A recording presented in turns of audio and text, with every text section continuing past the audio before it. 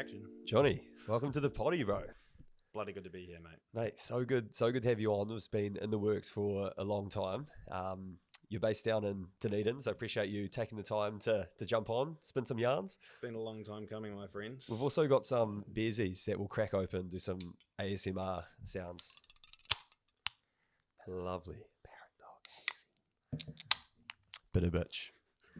Hey, bro. Well, for those who don't know you, do you mind just introducing yourself? A bit of an introduction to you and your mate. I'm Johnny Hendrikus. I am a content creator, and I create content for social media, for businesses, for brands. Currently in sport, done a lot of weddings. Started off a graphic designer, led into photography and video at the right time, I think.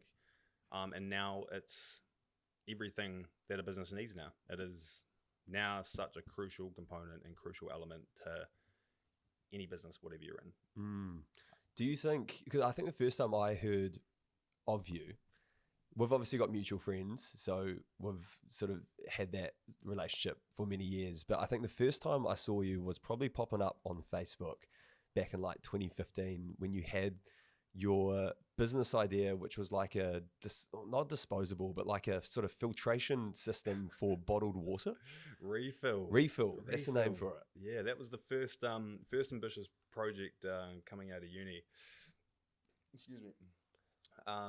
Yeah, the refill filter. I still wish I had it today. I look back on it now, I'm like, damn, I wish I had it. Can you give me the Dragon's Den business pitch for refill water? So refill was a universal activated charcoal filter that was adapted and could fit onto any plastic bottle you could think of that had that 2.5 inch or whatever the hell it was bottle cap. So your typical Coke bottle, your pump bottle, your H2Go bottle, your Deep Spring, your Big Blue, any of these kind of water bottles that we're become accustomed to seeing and buying at supermarkets, this filter could fit on top of, and it could filter up to 500 liters of water.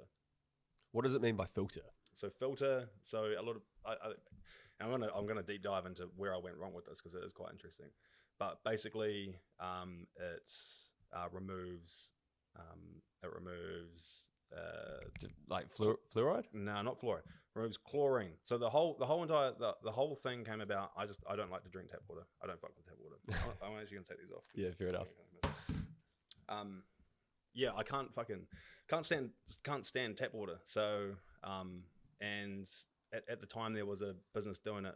They were called Bobble, but you had to buy their bottles and you had to buy their filters, and they kind of just like, I know, you kind of bought into the environment of their bottles and their products and stuff, and they'd kind of just fuck out. Like they would get really manky and you'd have to go rebuy them, and then soon stores stopped stocking them, so they become really hard to get a hold of. Yep. I was like, the one thing that we always go back to is our like pump bottles and our H2Go bottles. Those are the bottles that we're using like all the time. Yeah, very true. Staying at the gym, like they're just easy because you can buy them and away you go. Yeah.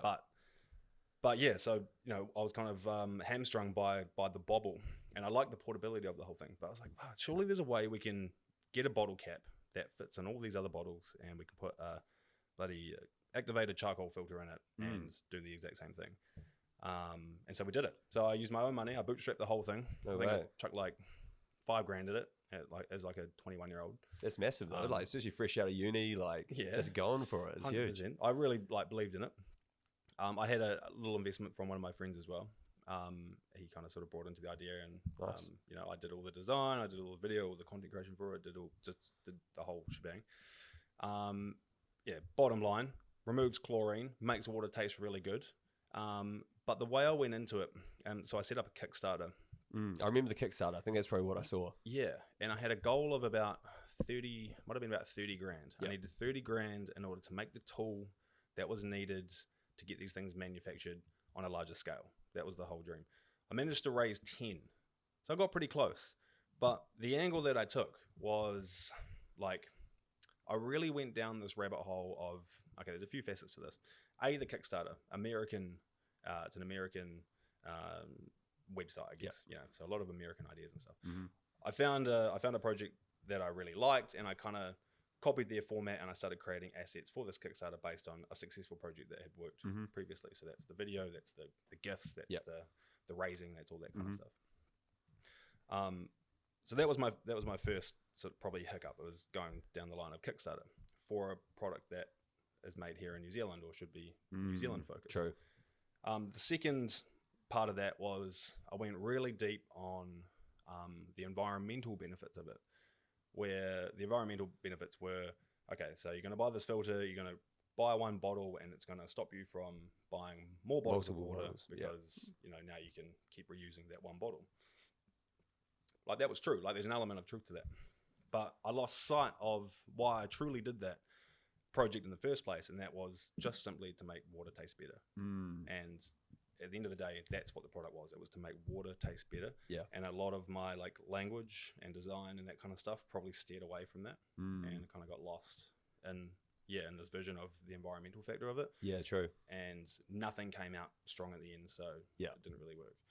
The other thing to consider, and again going back to the fact that Kickstarter is American, is that Americans don't reuse their water bottles over there.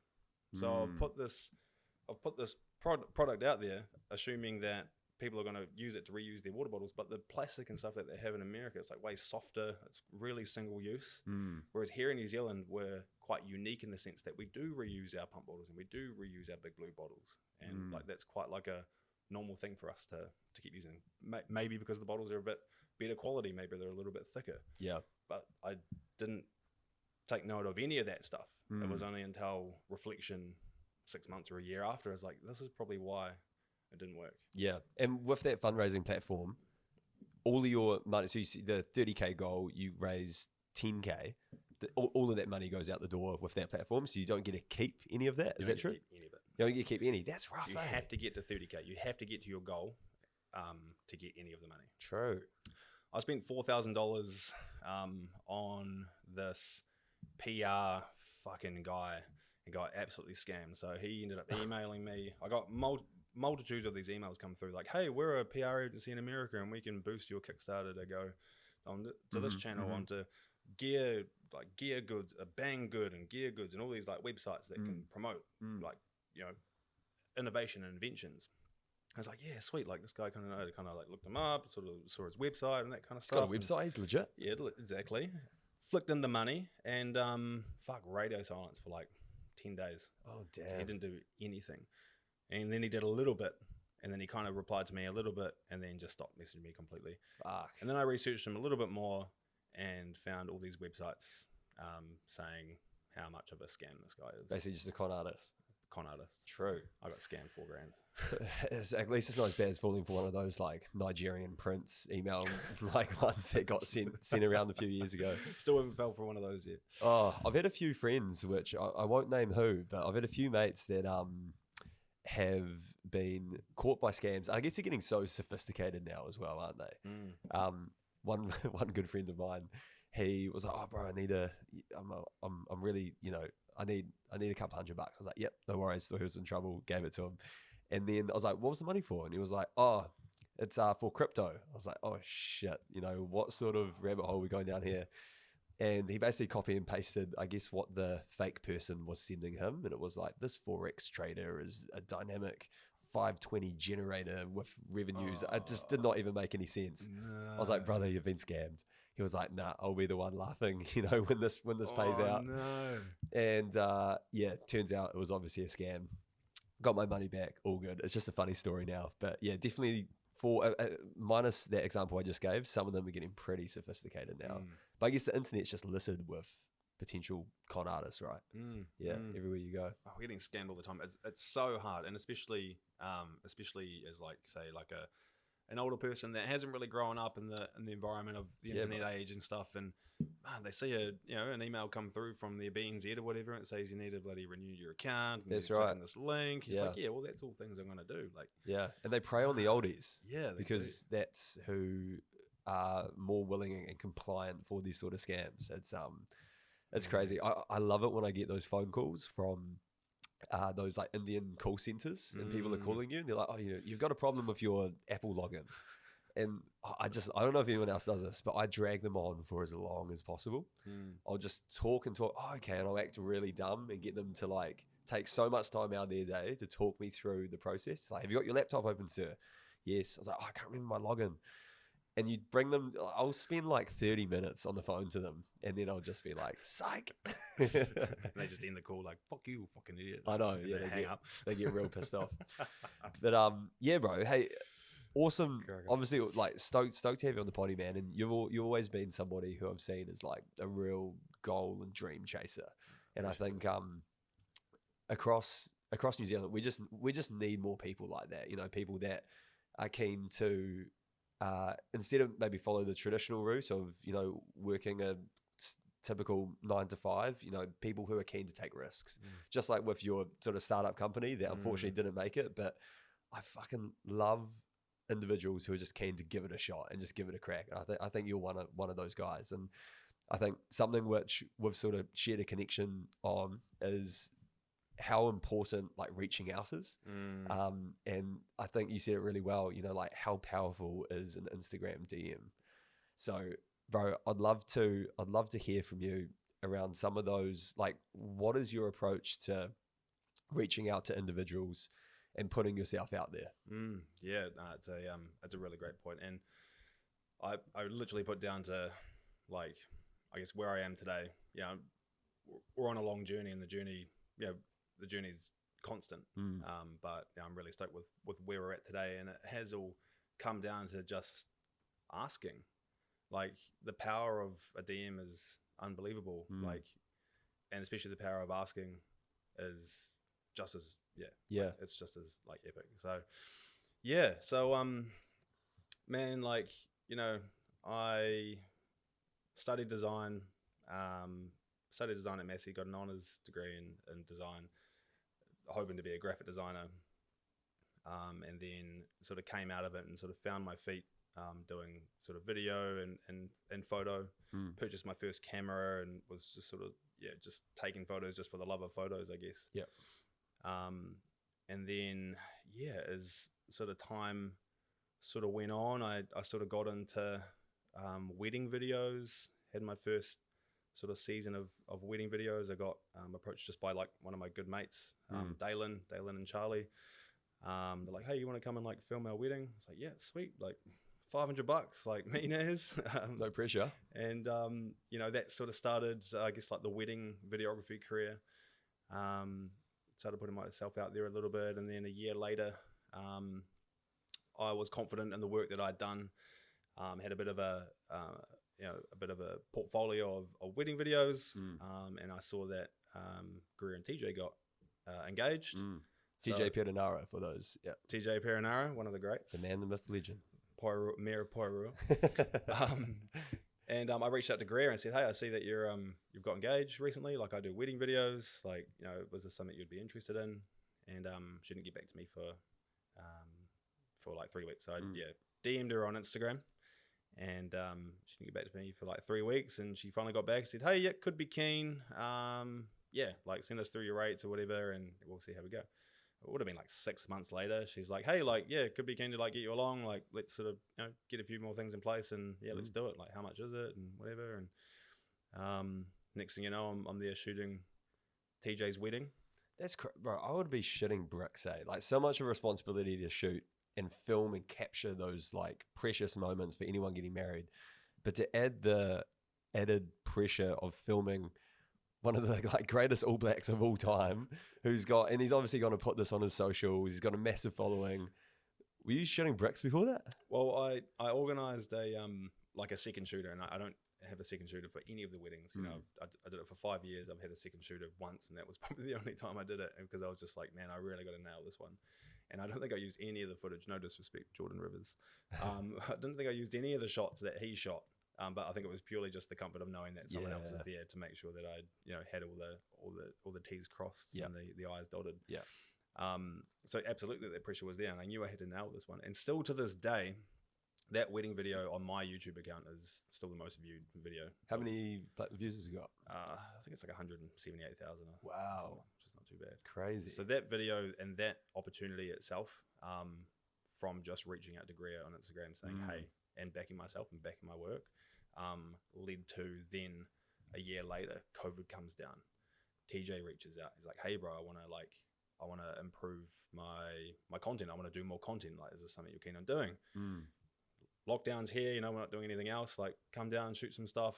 I was like, man, absolutely. Yeah, fuck yeah, this is awesome. Like, I love rugby, and just the opportunity getting to know him, you know, filming his wedding and getting to film his wedding, and now to actually do some like rugby stuff with him, like that was a really big moment. I think in my like career, and I still look at that now. Like, yeah, that's kind of where it started. Yeah, man. Started doing some content with him. A couple years, you know, linked up with Under Armour, got a few contracts with them. You know, so TJ was paying me like X amount for content for a year. Then Under Armour would pay me for X amount of like sort of sponsored content for him. So like suddenly the ball is really starting to roll now. You know, that led into doing some stuff with Artie. Yep. You know, just again through DMing, like, hey man, I'd love to do some work with you. Doing stuff with the Canes, like, hey man, like, do you reckon I can come down and shoot some stuff at the Canes? All through Insta DM. All through the Insta DM. So much more powerful than an email, bro. 100%. Something strange about it. It's like, I guess an email, it's like you don't have your personal. It's very unhumanized through like an email. I think on Instagram, you know, it's so much more easier just to see, okay, cool, this is Johnny, this is his content. As soon as, you know, you see that DM come in. Yeah, bro, that's super powerful. Throughout that process, what did you learn from like filming TJ and like, I guess, following his journey over sort of COVID lockdown? Like, I guess having that visibility so close to such an elite athlete. I think I like honed a lot of my creation skills, I think, during that. Of course, like you do, like the action of doing helps you get better. You know, anything I've ever learned has been through the action of doing. Anything I've ever picked up about cameras or editing or anything like that has all been from YouTube. It's all been from having the camera in my hand or having the editing suite open, and actually the act of doing it is how you remember shit. You know, so like being in the environment, being actually shooting and filming and editing and finding new ways to put this content together for TJ, with TJ, knowing that it needs to be good enough to go out on a platform of 178,000 or whatever it is onto his platform. Like, yeah, that does teach you how to sort of refine and dial in like a style. Yeah, I bet. And I think for professional athletes in general, especially like rugby players, their brand, for those rugby players that aren't sort of stepping in, doing what TJ is doing what like Ruben Love is doing, and really honing their social media skills and like building that audience and that profile, like, if you're not doing that as a professional athlete, you're going to get left behind.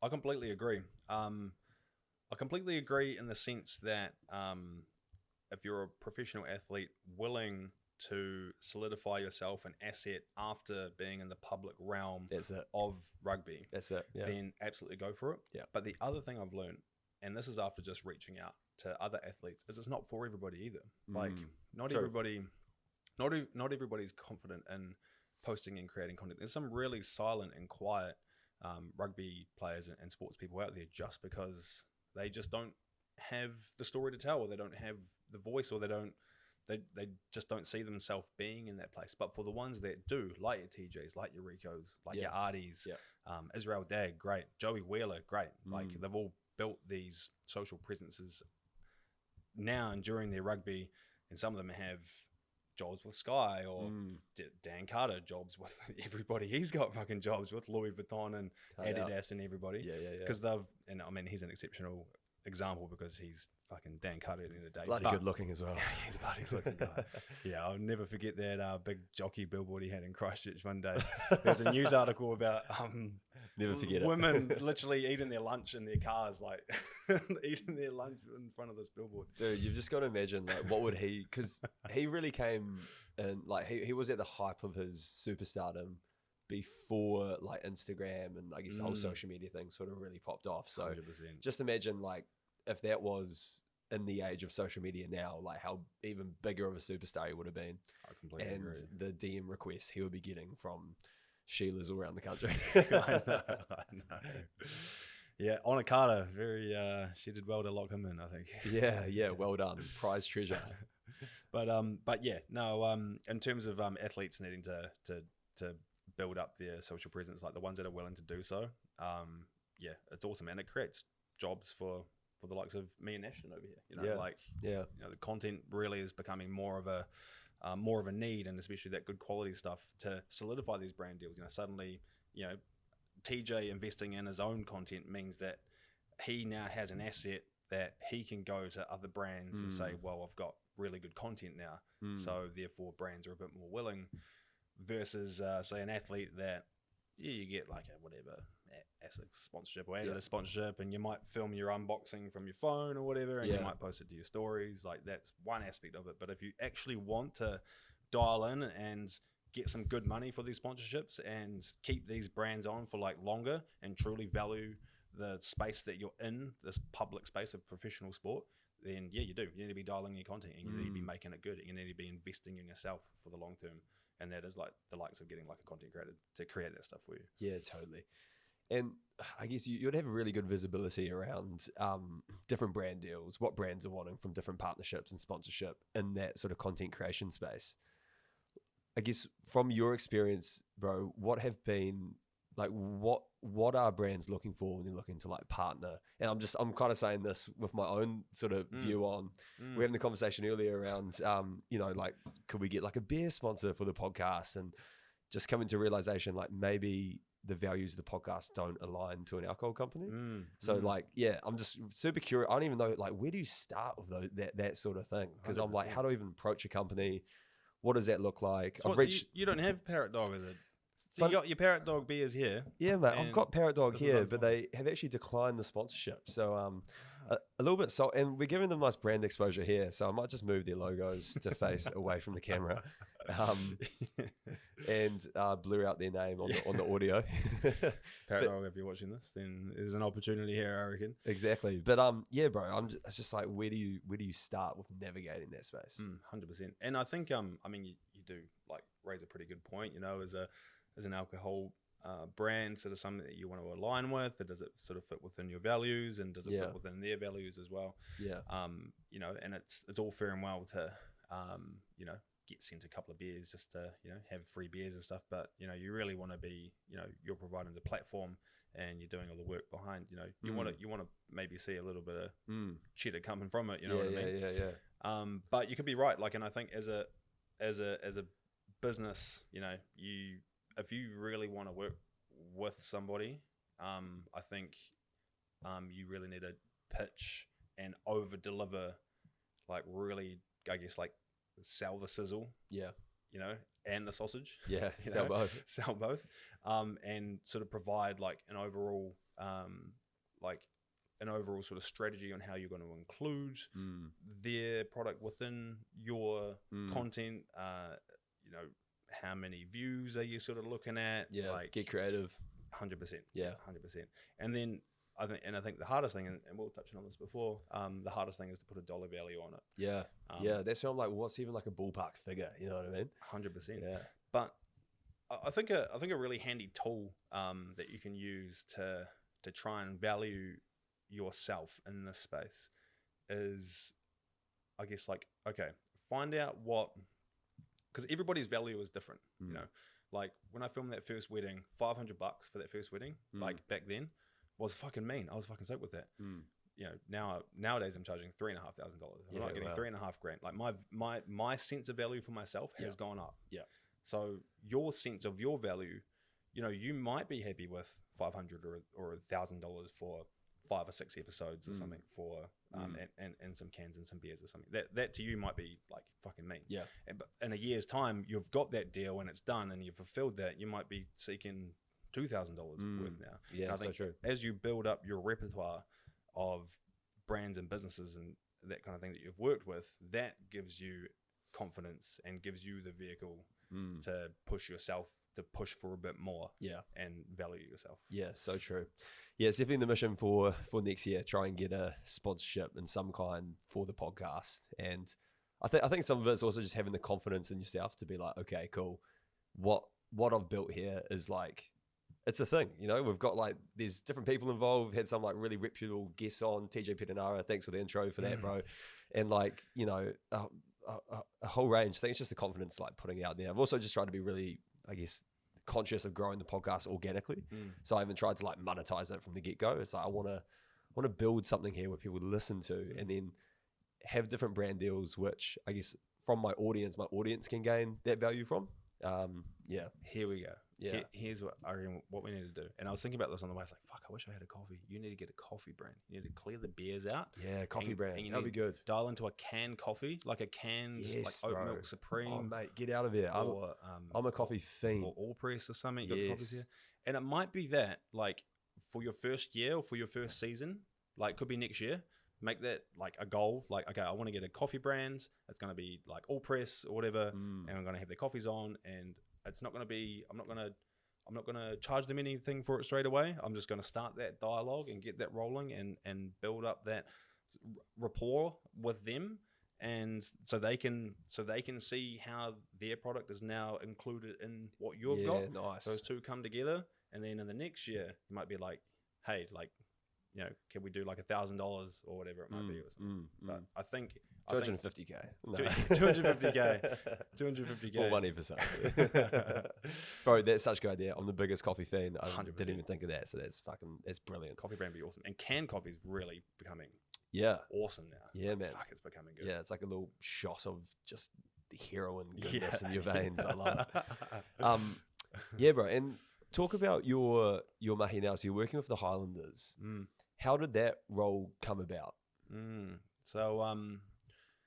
So yeah, I mean, like, I feel like after doing the stuff with TJ, I've always loved sports stuff. I've always fucking loved rugby. Still fucking love rugby. Like, I'm as much a fan as I am like working in it, you know. And Do you used to play as a played Paraplum down here. Nice, Spent bloody 10 years down here, bloody playing on the wing, and Nice, but you get a bit older, you get a couple of injuries, and you sort of start reevaluating your options. your options.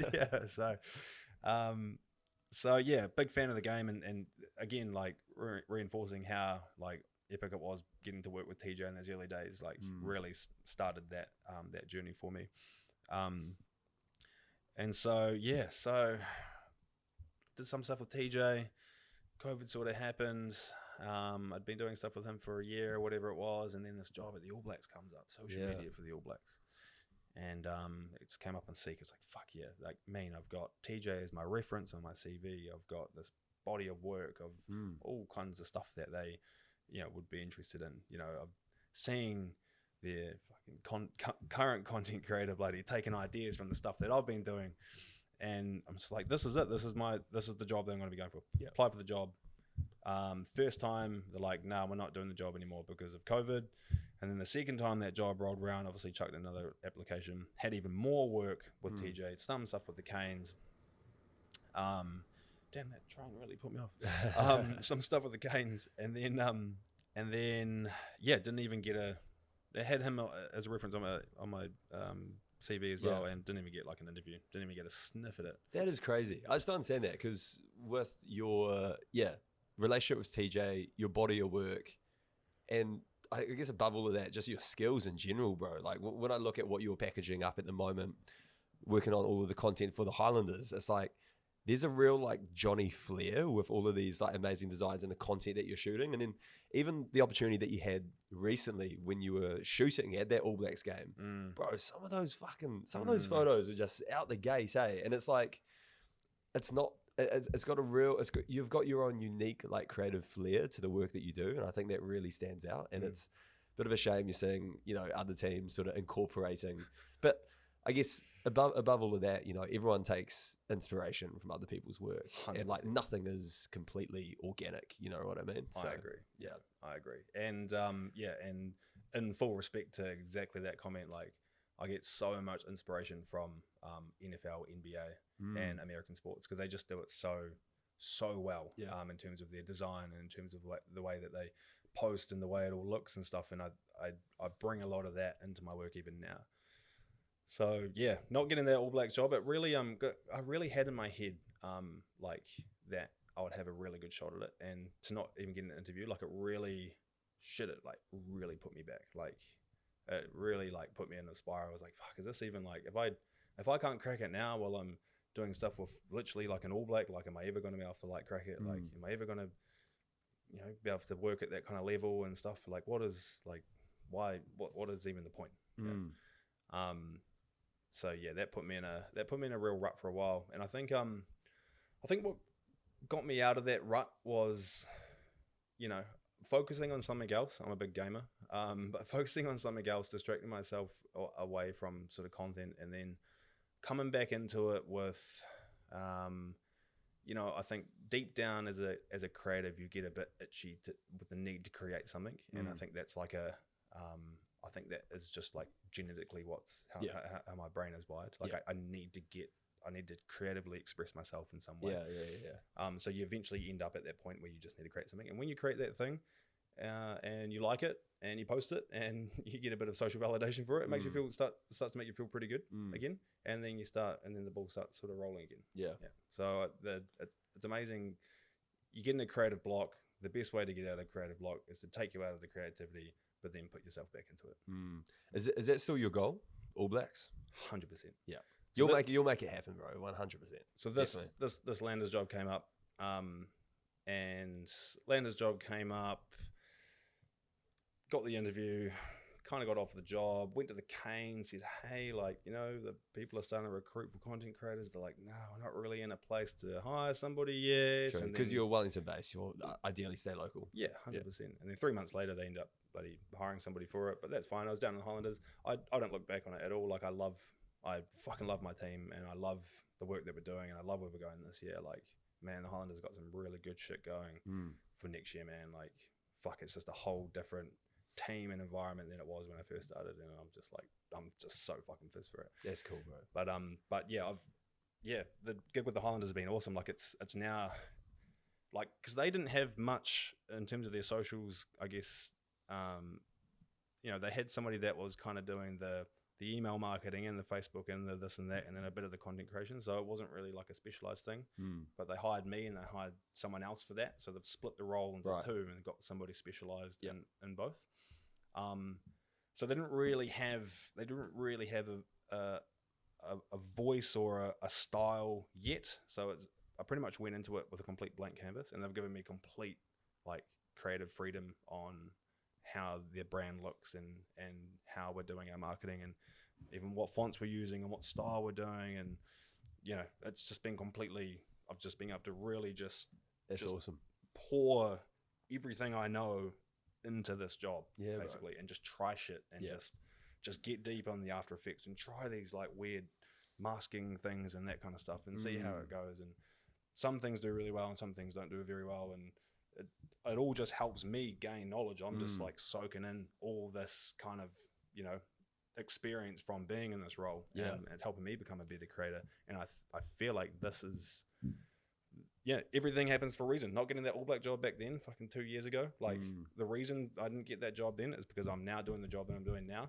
And the job that I'm doing now, I know in 2 or 3 years time, I'm gonna look back on that wherever I might end up being, and I'm just gonna know that this job was an important step to the springboard into the next thing.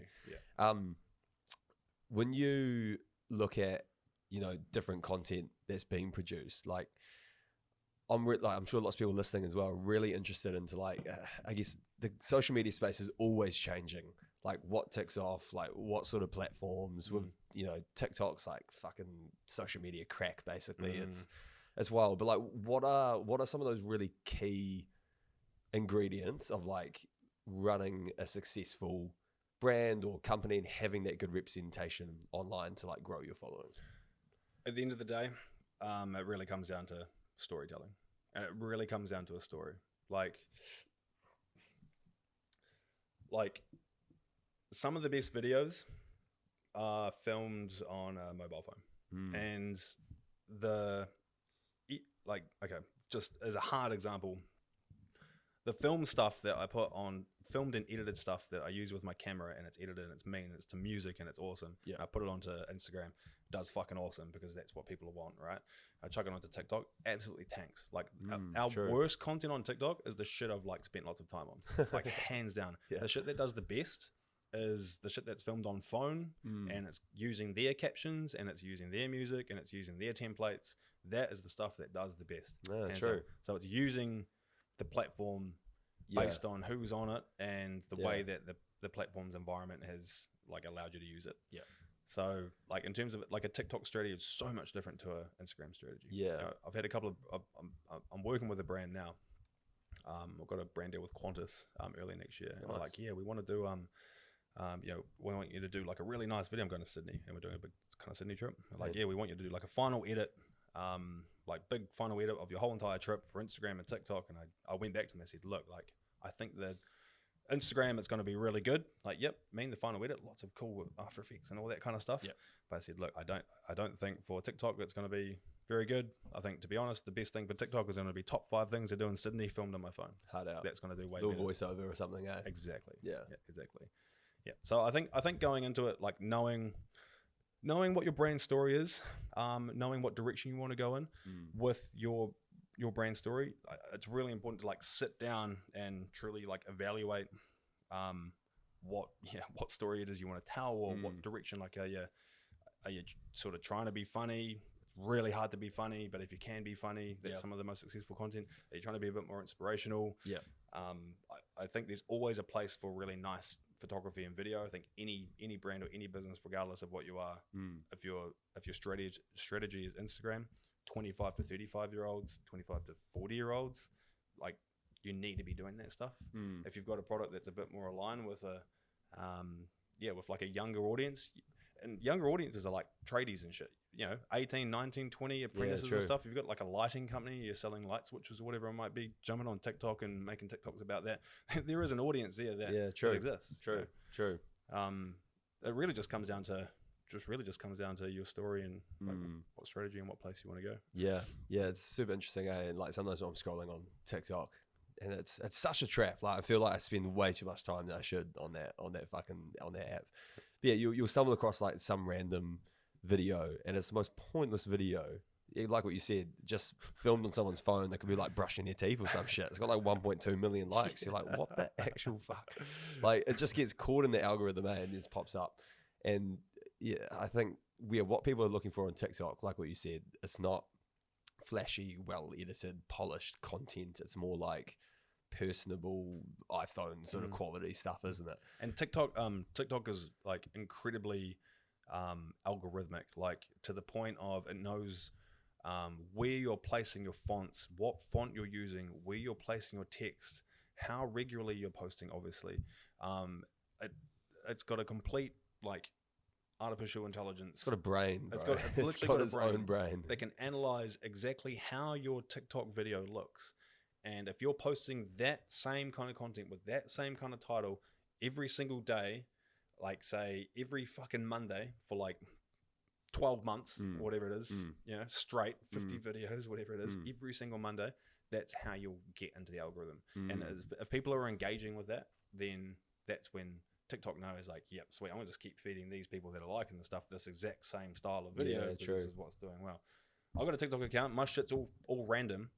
Like really, I had one video that popped off, and it was I shot a photo of a wallaby running across this trailing forest in Rotorua, and I got it all on video as the wallaby was going, and I intended to set the photo up.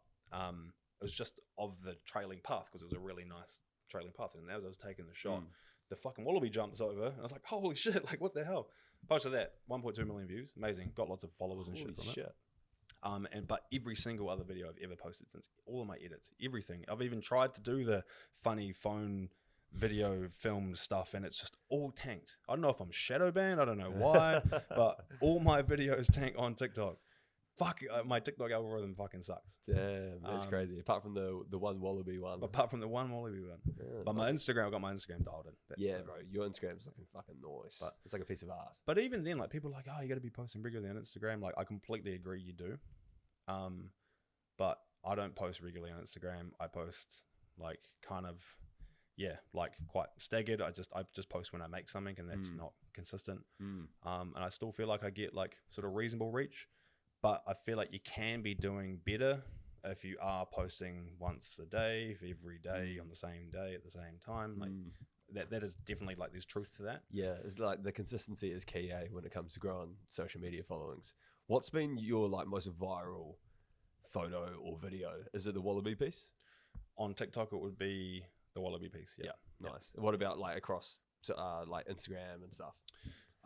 Instagram, I'll probably have to go through it, but the most viral piece, I haven't really had anything that's truly entered true virality. Viral sphere. Yeah. On Instagram. Yeah. Let me have a look. Where's my phone?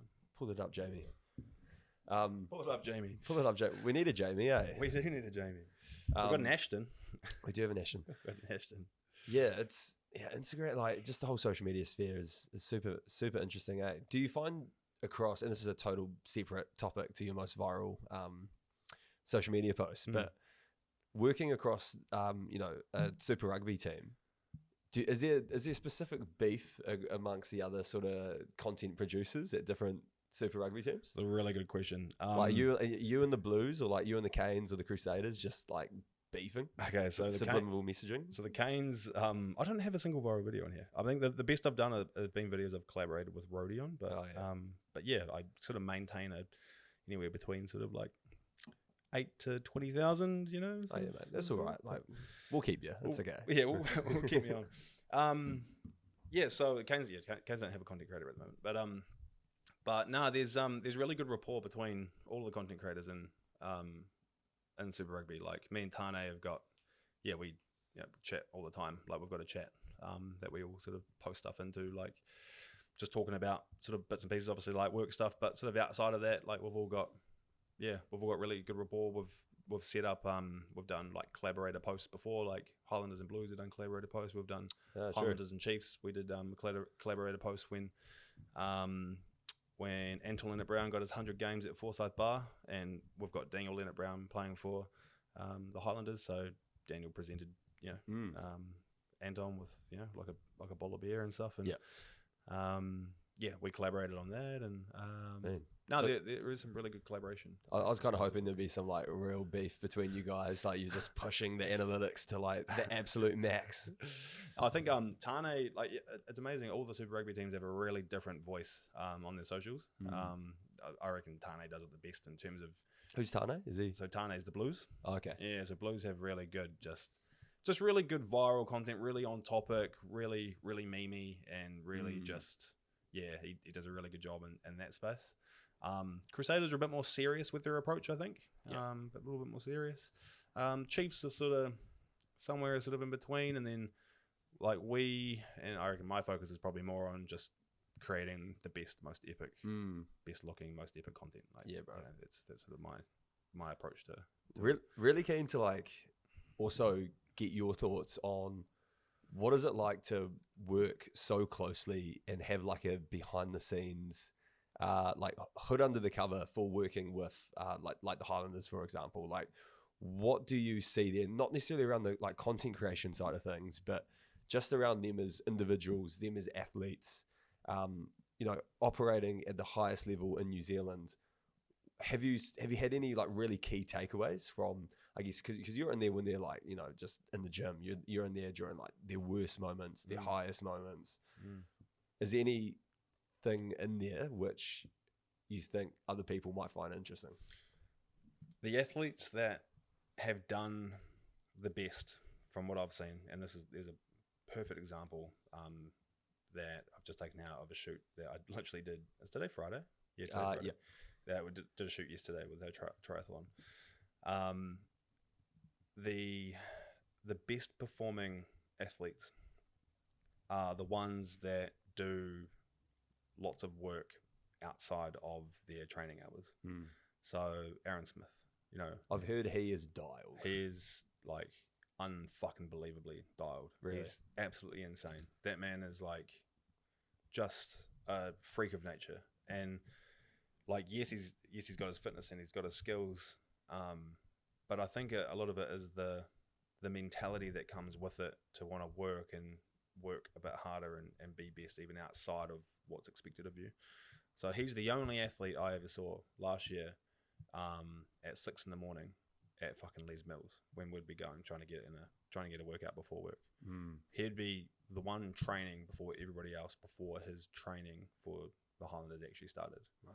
The only athlete that I saw anyway. And that showed because he's an 80-minute man. He could play 100 minutes of rugby easy.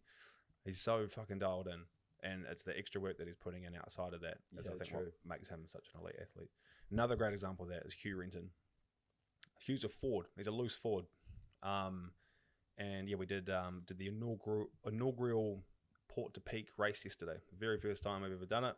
We run from Port Chalmers all the way down the coast, and then a run up Signal Hill. It's a little bit like kind of what the Canes do here. Yep. I think in total it's like a swim, a bike, and a run. In total, it's like an 11k bike. They swim for 500 meters and they run uphill for a couple of kilometers or whatever it is. The whole thing takes about an hour. Hugh's a loose forward. Hugh is also now another athlete that I see putting in heaps of work behind the scenes. He does his 8 to 5 training with the team, but he's at Well and Being doing hot and cold therapy and the saunas into the cold pool. He's at Les Mills doing saunas and getting in. He's on the bikes and on the treadmills. Hugh does so much work on his body and on his fitness and on himself that he won that triathlon yesterday. Loose forward. Usually it's a back. Crazy. Yeah. And the next back that did really well is that came second, or the best back. So Hugh got a time of like 1:16, and then Sam Gilbert got like 1:45, and he was the next best, so he was second. Also puts in a lot of work behind the scenes. But Hugh was so dialed in with his structure as an athlete. He's like, he literally told me like 2 weeks ago, doesn't take any pre-workout, doesn't take any caffeine, doesn't do anything like that. Most of the boys take pre-workout before their game or whatever it might be, or some sort of caffeine or sort of stimulant. Hopefully that's not sensitive. But yeah, Sniffing rocks. Absolutely not. None Salt of that. rocks. The weightlifting ones. Yeah, he doesn't have any of that stuff before the game. But yeah, he is the most like nuggety, hard running, head in the game, hardest motherfucker in like the entire team. Like he's just so fit and just he's insane. And I really think it comes down to all of that. I really think it's his hot and colds that he does, is a really big thing. What do you reckon is the driver behind him and also like Aaron Smith? Like, why are they different to every other athlete? I think they appreciate not just appreciate, but they really dial into the opportunity that they have right now. Like they know that this isn't forever. Yeah. You know, they know that they want to be the best athlete. They want to give it their best shot at going as far as they can with it. And they recognize the position that they're in and that they've literally got from probably 25 years old to 31, 32, 34 if you're nuggy. Yeah. You've got 10 years-ish in a career to really, A, make lots of money, B, be at your, like, humanly fittest, and C, build up, like, your public profile or whatever it is. Yeah. But I think, like, guys like this, like, really do appreciate. Like, Hugh's really big on wanting to do more content. Nuggy's pretty big on doing content and stuff as well. Like, they know the position they're in. Yeah. And it doesn't last forever. Yeah. No, I've heard, Aaron Smith, Nuggy has just dialed to the T with his training, his regime around recovery and everything. And you can definitely see it on the field. I feel like when you reach to the stage of professional sport, because everybody's so good, like you don't just become a Highlander or you don't just play professional rugby or professional fucking table tennis for that matter, but those individuals who stand out above the others, they're doing, it's the incremental bits of improvement and recovery which they're putting into their schedule. It's the ice baths, it's the 8 hours of sleep, it's the diet that they drill down, and those incremental advancements compound over a long period of time against someone who doesn't. 100%. I read, I think I heard on a podcast, like LeBron James, I think he puts over like $100,000 into himself every single year in terms of like his recovery and just looking after his body. So like he sees his vessel as like, you know, an investment to, and I think it might even be more than 100K, but like he really dials in on not just what the club, like the Lakers, provide to him, but also like his own wealth and fortune into his recovery to be that much better every single time. His body is his business. Yeah, exactly. 100%. Yeah, it's so true. Yeah. Do you, and I guess like, what about the hard times? Because like the Landers have had a few tough seasons. Oh yeah. Oh yeah, baby. Fuck. Like what does it look like for, like what's the morale like across the, like in the sheds, for example? Like what's the coach saying to them? Who are those leaders in those times where things aren't looking too great? It's really interesting when a team isn't performing, and I guess I got a real taste of that. Obviously last year, you know, we obviously didn't even make the quarterfinals. Tough for your job too, eh? Because you're like, your role is to market the performance of the team, basically. Man, you know, like, and I put it down to just having really fucking passionate fans, and I'm genuine when I say this. I reckon the Highlanders have the most passionate fans in the entire country. That, and I think the Chiefs, maybe, but in terms of their passion, because it's such a smaller city, like rugby really is ingrained into the fabric of a lot less people, so it's more concentrated. Yep. Like, man, the amount of people I walk past every single day that are wearing Highlanders jerseys has been far more than I've ever seen Hurricanes jerseys here in Wellington. It's been far more than I've ever seen Blues jerseys in Auckland. True. So many people love the Highlanders, and we get these turnouts and stuff, and they're amazing. So the passion that's down there for this game means that when times are tough, they're the first one jumping on the Facebook comments, and they're jumping in like, fucking useless, blah, blah, blah. Like, why do we even bother? Like, oh, this person needs to leave, and that player needs to get out, and da-da-da-da-da. And it does. From a social media point of view, man, I've got to go through there, and I've got to, like, clean that shit up. Like, so do you delete some of them? We hide comments. Right. Yeah, we hide comments. Yeah. We hide, and sometimes we get pretty nasty comments there. Yeah. Every now and again, you get some like pretty bad stuff. I've just started blocking. Like if you're at a point where you're leaving like nasty comments about a team you actually like support, and that's not the type of fan that we want. Yeah, that's just not it. Yeah. So when the going is tough, my job definitely gets tough. But that's why we do all the work that we do now. You know, like trying to, like winning is the cherry on the cake. Like if you're doing all this work, like good work, and you're doing some good community stuff, and you're getting out there and that kind of thing, like winning just makes all of that stuff a lot sweeter. So you get really, it's a bit of an investment, I guess. Like it compounds, you know, all the stuff you do now, and then you finally win. That's when the market goes up, kind of thing, you know. Hard out. But yeah, when the going gets tough, like I certainly felt like morale, morale like, sort of across the office, like it'd be weird. It'd be interesting, eh?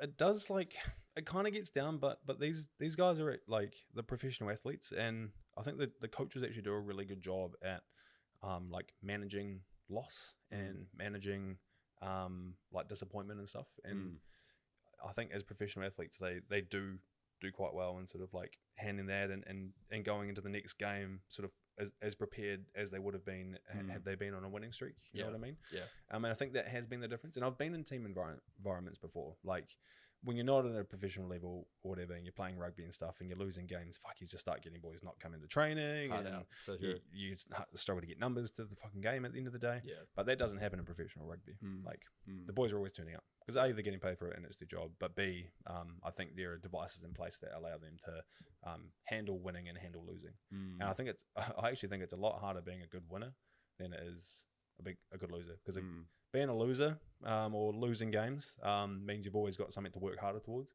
Whereas when you're winning all the time, then suddenly you've got this expectation that maybe you don't need to work so hard. Yeah, that's so true.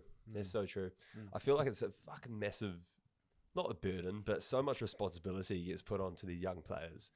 Like if you're 20 years old, 21, you're earning six figures, you get the ball past you knock it on, and you're like, fuck, am I going to get any like starting time now? Am I going to be benched for the rest of the season? And that could be, all your earning potential done. You've had a shit season.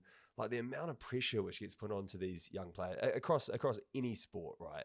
It's pretty massive. And I think what probably inflates that as well, and I'm sure we've all been out to town with a few Super Rugby players before and just seen like the level of attention they get from individuals as well, whether it's females or I was actually talking to my mate who plays in Super Rugby, and he was like, "Nah, man, it's not the females you gotta worry about. It's the blokes. Like they are so they'll come in there, you're having a chat, and be like, oh, bro, yeah, just chat your ear off for half a night." But I think the whole ego thing, which gets pushed into professional sport anywhere, because you're put on a pedestal, right? You're the elite of the elite of the whatever percentage it is that plays the sport. So yeah, there's so much stuff to work through. It's almost like becoming a child celebrity like Justin Bieber, from a young age. You got fame, you got money, you got attention. So yeah, how do you deal with that pressure and still be a good person? But it seems like there's some good tools and processes in place for professional athletes, so people aren't becoming arseholes and fucking burning bridges or burning their finances, for example. 100%. And I know, and I've seen like there is that, like, say for example, that financial literacy that the players don't get taught. Like, I'm not too aware of like the full story here, but I know, like, say like Jonah Lomu, biggest rugby player in the world. Like he is arguably the game of rugby as an individual. Yeah. Bring that haircut back, by the way. Yeah, 100%. That's fucking the banger. 100%. Had everything, had all the endorsements, had all the everything. He was probably the highest, arguably maybe one of the highest paid players at the time. Walked away completely broke. And I just think it was because that financial literacy was not there, and they were not taught how to use and learn and manage their money and manage their wealth and manage their fame and the attention and that kind of stuff. So true, bro. I think a bit of that attention. Like you see your favorite rugby player and stuff out in the street, but and you might go up and ask for a selfie or whatever. But I feel like it dilutes a little bit now that it feels like it's a bit more accessible through like social media and that kind of thing. And I think it's a good thing. I think connecting, or players connecting with fans on that like digital sort of like space. Like I think that's just like I think that's a beneficial thing for the player, itself, because it kind of humanizes people a bit more, eh? 100%. Instead of like, I guess, Michael Jordan or some of these athletes who didn't have social media, it kind of further reinforces their stardom, because like you don't have that connection to them. But I guess now when you're seeing like Conor McGregor posting like Instagram videos of him like fucking pissed out drunk in the toilet, you're like, oh, okay, cool, he's a normal guy. Yeah. And back in the day, like seeing a rugby player or seeing a famous sports person or whatever, like it was so like rare, because you didn't really get an insight into their life because they weren't on Instagram or anything. So when you saw them, it was like, I was like seeing a fucking, like seeing a unicorn. It was like, holy shit! Like, then there's the famous person. I must get my opportunity to get the signature in a photo. Whereas now it's like, well, I've kind of seen this person on Instagram and I kind of know what he's up to. I might just leave him alone. Yeah, that's so true. That's actually a really interesting point. I remember Sonny Bill Williams came to Aotea College back, I don't know, probably the worst decision he made coming there. But I remember there was a video he was getting showed around the school with our principal, and that like one of the kids there, do you remember getting like shollied? So you grab like your finger and you'd sholly someone. So you'd like put your finger up there, not up their ass, but like where their ass is, and just flick it up. Oh no! I don't think I ever did that. I went to a boys' school too. I don't think I ever did that. Bro, it was a rife, eh? You just have to watch out for your asshole, basically. And yeah, there was this classic video of Sonny Bill right next to our principal, and this guy's like filming him and just goes "Surely," and like Sonny Bill knew exactly what it was. But, like, just the look on our principal's face, it was just like, fuck's sakes, fucking potty doer. Oh, did he go with it? Did he? Yeah, he started laughing and stuff. He's a legend. I got a lot of respect for Sonny Bill. I think he's bloody great. Yeah, it was hard watching him get knocked out by Mark Hunt. It was crazy. Yeah. In the boxing match. Yeah. That was tough. But a lot of people are like, oh, Sonny Bill, Money Bill, like Sonny Bill is in it for the money and blah, blah, blah. Yeah, but at the same time, he's won, 2 World Cups, whatever it is. He's become an All Black. He did well at NRL. He was New Zealand champion boxer for a while. He's fucking done this and he's done that. And he's an athlete. Like, why would you not do all the things that you're good at? Bro, I reckon, exactly. I think he got so much hate because of the fact that he was very well-rounded and he just had, like, he's a fucking good-looking bloke as well. People are like, this cannot be fair. An individual can't, be so talented and have these looks. Because I think some of his hate was totally unjustified, eh? It's like, why are you... I guess people are like, he's flip-flopping between sports. No. But, like, it's just a bunch of fucking tall poppy shit, bro. He doesn't owe you anything. Like, he can make his decisions. Like, he can do whatever the fuck he likes. If he's good at something and he feels like doing something, like, who are you as a public? Like, oh, he's not loyal to the jerseys. Like, that stuff grinds my gears, eh? Like, what do you think pushes the average hater, bro? Because you've got such good insights into the social media world. You're seeing all of these toxic people pop up all the time. Have you learned anything about the psychology of people looking through hateful comments? Yeah. Again, passion. Like, it really is passion. It's passion for the sport. And it's fandom. It's passion. It's a love for the game. It's all of those things. And I think when you get so deep in that and so emotionally connected, and I'm probably like a little bit guilty of it, but I've got a greater awareness to realize like how I'm thinking. But when you get so emotionally invested in a sport, and that's what sport does, because it doesn't emotionally invests you. It's 80 minutes or it's 90 minutes or whatever it is, and you're following this team, you're following the players, and you just love it. You want to be the best. You want to see New Zealand beat fucking England and South Africa. You want to see us succeed, and you get so emotionally invested in it.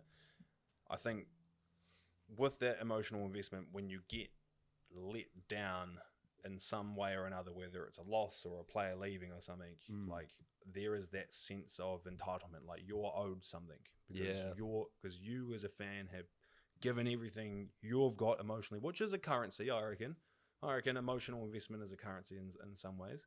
You've given all of this, and to have your investment go nowhere, that's when people jump into the fucking Facebook comments and start making those mean comments and that sort of thing. You know what I mean? I agree.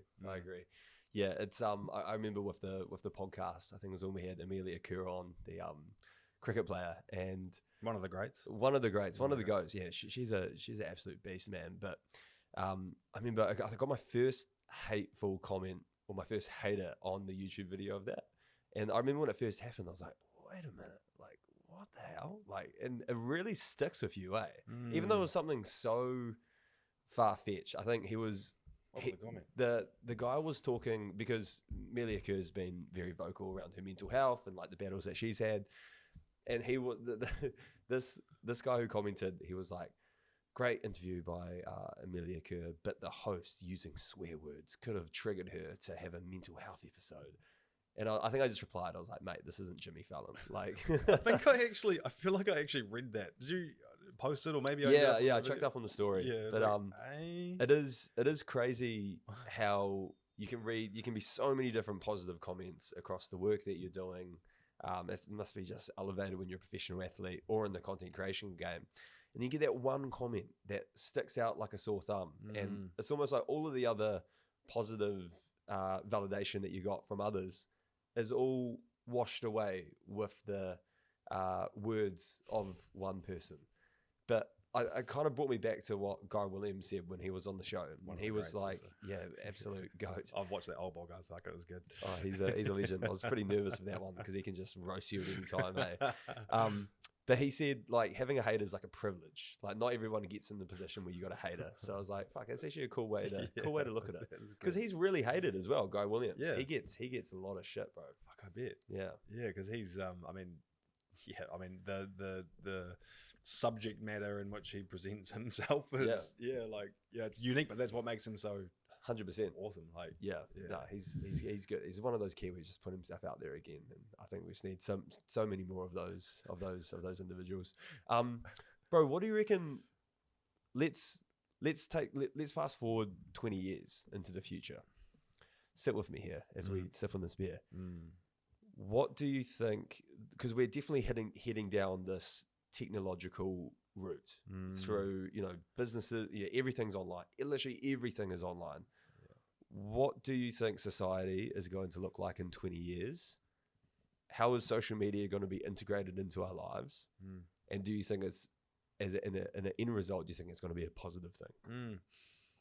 Yeah, I mean, look at where we're at with it in pretty much 13 years. Social media became a bit more of a thing. Yeah, sort of 2007, 2008, 2010 sort of area, right? That's sort of like mid 2000s. Weird how we call it mid 2000s because what happens when we get to 2050? Is that mid 2000s as well? True.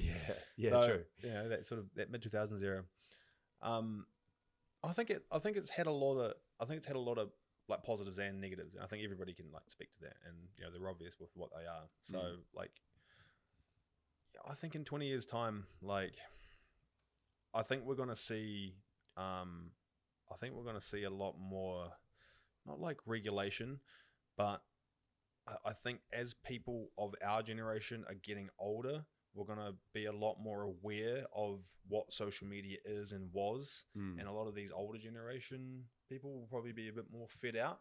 And then the younger generation, like my sister or your daughter's generation, they'll also probably grow up knowing sort of what social media is. And I think it's going to be a way different place. And I'm sorry to say it, without the boomers and that kind of generation on social media. In 20 years time, it's mostly going to be us and our children that are on it. And I think that's going to potentially change that landscape a lot for the better in a positive way. I think social media is going to be really powerful in 20 years. A lot of people talk about, and I heard a quote the other day, might have been on a podcast, it's like AI is coming for our jobs or whatever it is. AI is coming for our jobs. And the first thing that's going to go is like the creative jobs. We're already starting to see it and yada, yada, yada. It's like, I completely disagree with that because AI, now I'm jumping onto AI on Photoshop and Premiere and I'm generating this and I'm creating artwork using it and that kind of stuff. It still needs creative input. It still needs creative articulation in order to get the result that you need from it. And you're still going to need somebody to be an AI operator, essentially. I reckon AI is not going to take our jobs. In fact, it's going to create a fuck ton more because you're going to need people to be able to run this AI accurately. Yeah. And I reckon that's going to be it in 20 years also. Yeah. Yeah. I just think more of the like binary functions and roles in society, like a checkout operator, yes, you can see, and we've already got that with self-service checkout operations.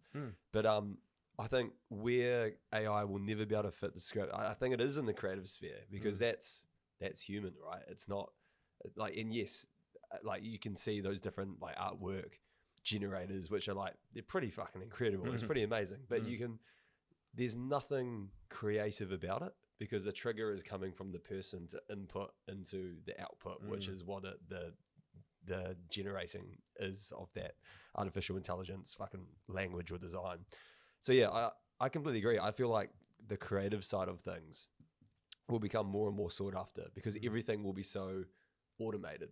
It'll get to the point where it's like, fuck, everything's so got its own path. But what about these fractions in society which aren't following that direction? I feel like that will foster in like arts and probably just literal artists, you know what I mean? Like actually painting on a canvas, like stuff like that.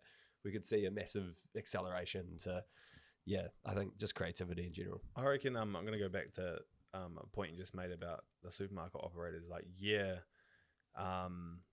AI might come for the supermarket operator, and it's already happened. We've seen self-checkouts come out in the last 10 years. But you know what else AI has it's not AI, but this same sort of like digital space has opened up. Now, instead of checkout operators, we've got people filling up shopping trolleys with click and collect. We've got people manning the self-checkout because they're not always on. So it's kind of created these other new jobs now. That's so true. And sometimes it's really hard, and this is just that's a really just kind of like symbolized model of what that could look like. But I think if you take that and you apply it to sort of everything, I feel like we just don't know what those jobs look like yet. Like they say you'll probably be working when you're born. The job that you'll be working doesn't even exist yet. Shit. Which is crazy because when I was born back in 1993, being a videographer or content creator for social media, what the fuck? We didn't know what the hell that was in 1993. Yeah, Like, true that. What is that? Like, fuck. You know, like, so in 20 years' time, our children and stuff, they're literally, the job that they're going to work and make their money in doesn't even exist yet. Yeah, fuck, that's great. Yeah, and just thinking how fast things have changed, eh? Because if you were to get someone from the street from 1993 and be like, "Hey, mate, you know, what's your Instagram?" Or like you'd be speaking fucking French to them. So yeah, super surreal. Do you believe in like? Because I know you've sort of stepped into the NFT space as well. Do you think there's a future for NFTs? What's your hot take on them? Because I'm a little bit skeptical, eh? I reckon there's and I've dipped my toes in NFTs, and I reckon we've seen a prototype of what it can truly do, and I think at a consumer level, the barrier to entry is still too large. It's still a little bit too complicated. But it's become a lot simpler, even in the last couple of years, in terms of the apps you can download and the way that you can top your wallet up and that kind of thing and all that sort of stuff. I think NFTs will enter in a space where it's, yes, there will be the artwork, and that's the kind of direction that I went in when I was making mine and selling mine, is creating artwork, digital artwork. It would be kind of like what I would call a cinematograph, which back in 2015, I was like, these are going to be the thing. Here we are now. Cinematograph, where it'll be like a photo, but there'll be an element to it moving, and it'll be constantly moving. It'll look like a constant rotation. Almost like the Harry Potter newspaper. Exactly. Yeah. Exactly like a Harry Potter newspaper. Instead, it'll be like it'll be a photography, but it'll have a video element to it. And that was, I created these with intention that people would buy these Samsung smart TVs and they'll load their NFTs up onto them, and they can just have this thing rolling through. It was purely for the art factor. It wasn't trying to like, it would be awesome to make a bunch of fucking crypto money from it, but it never happened. But the creative intention there was to create something that would look aesthetically awesome in somebody's living room. I still think that element to the NFT will exist, but I think where its true value is going to be is in, say, you know, you buy like a Rolex, and your certificate of authenticity is an NFT form. You can only get that because it's only on the blockchain. You buy a piece of artwork, like a physical piece. You buy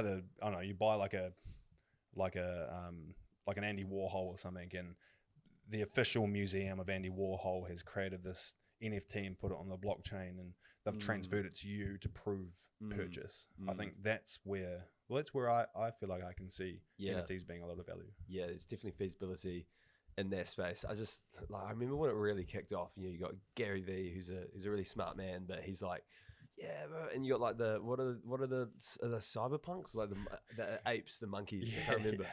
Bro, they were selling for like $6 million, millions like dollars. Eminem and Bieber, they were all on them. And bro, I just remember looking at this. I was like, is this really what they're valued at? And like, what's the like?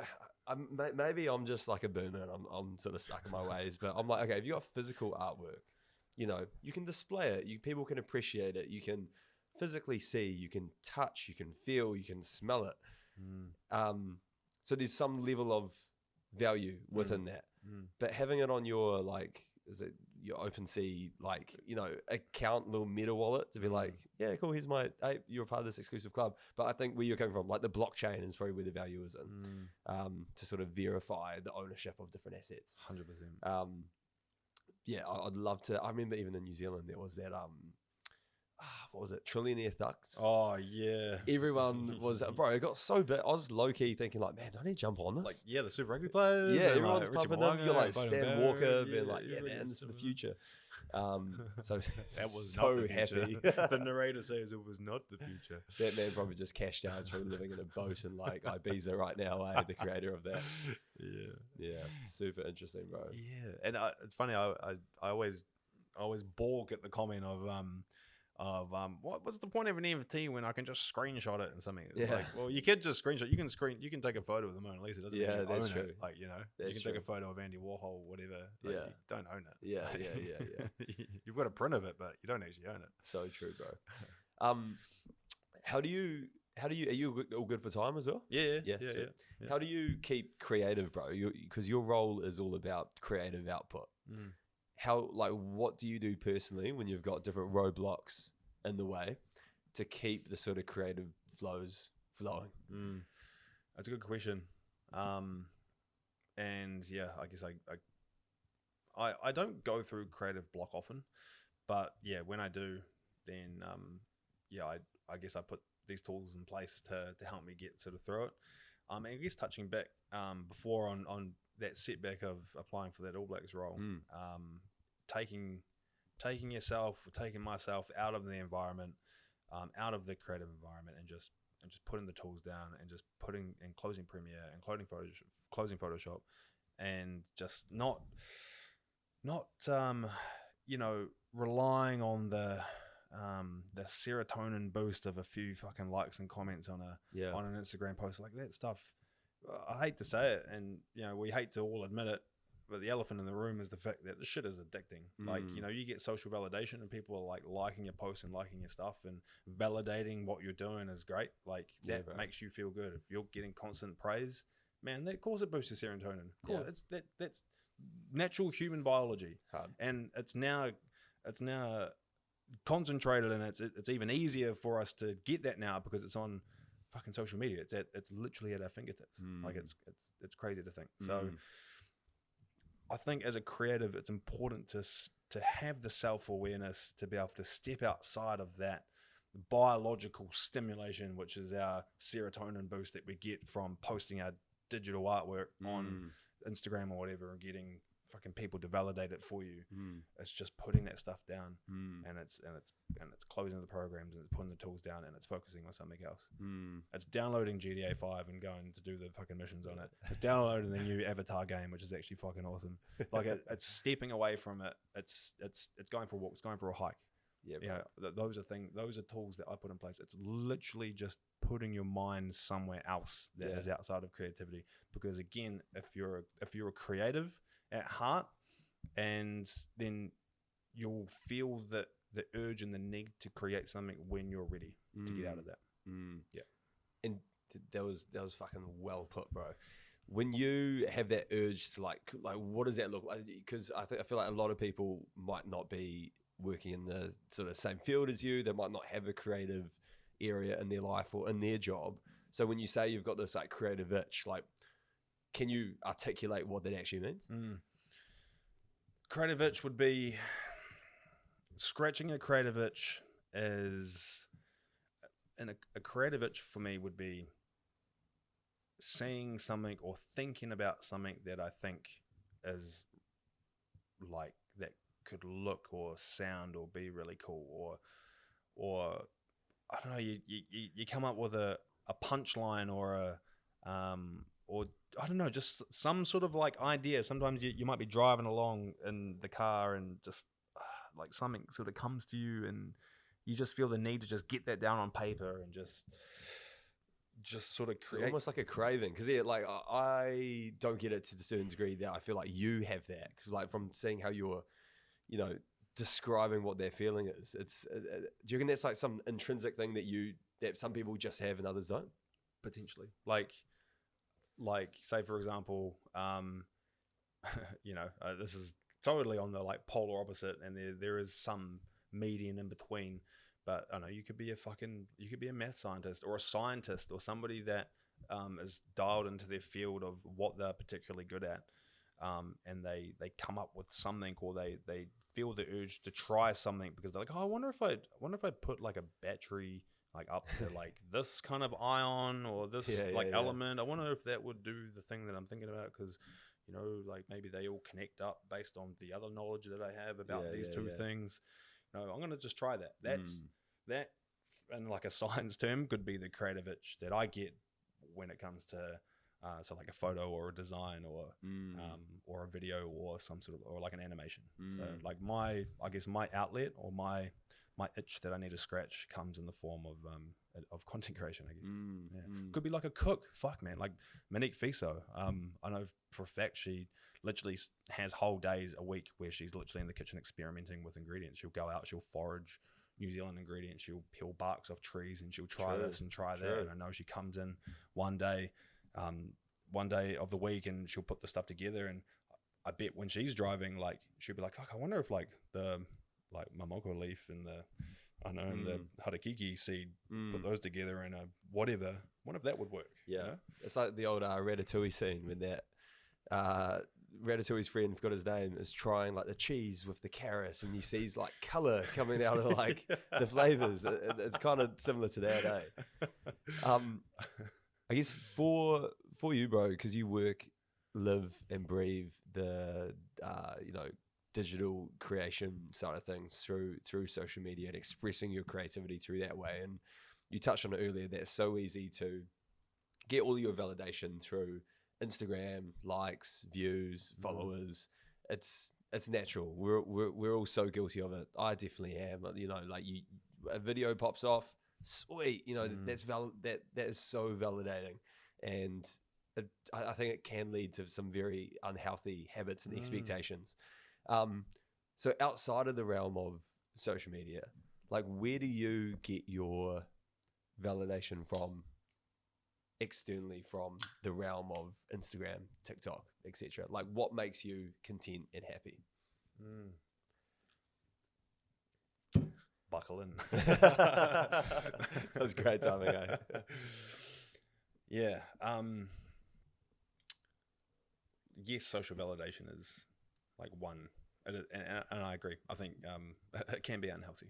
Because for some people, that's their only validation, right? It is their only validation. And I think if you're not comfortable and confident in yourself to be able to validate yourself and what you're doing is good, then the social validation becomes unhealthy, and that's when the addiction can take over.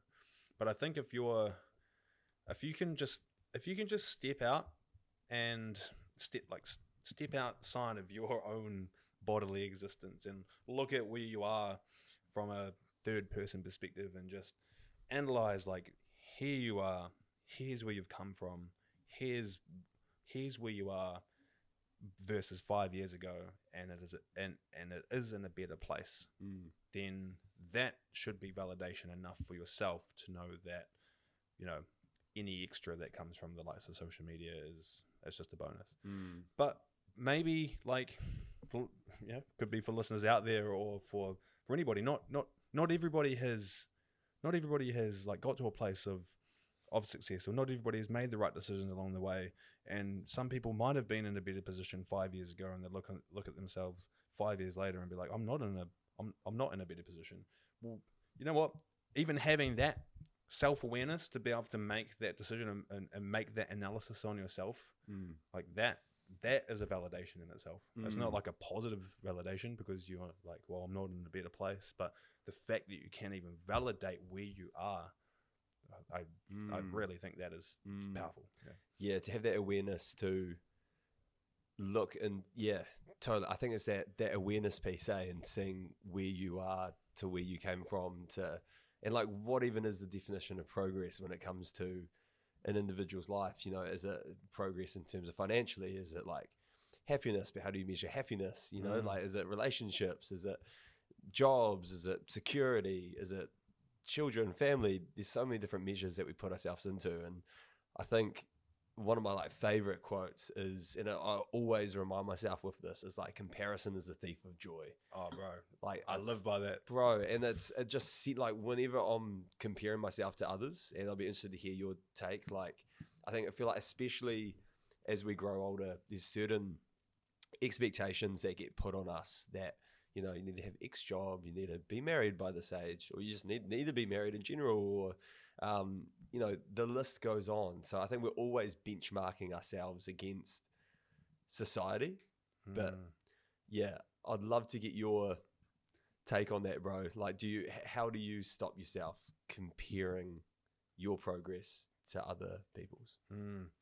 And Instagram is a dangerous place for exactly Dude, it that. is, eh? Fuck, man. You see some like shredded guy on the beach with like a 12-pack. You're like, fuck, man, I need to lay off my parrot dog beers. Yeah, Instagram is probably the biggest thief of joy, isn't it? Agree.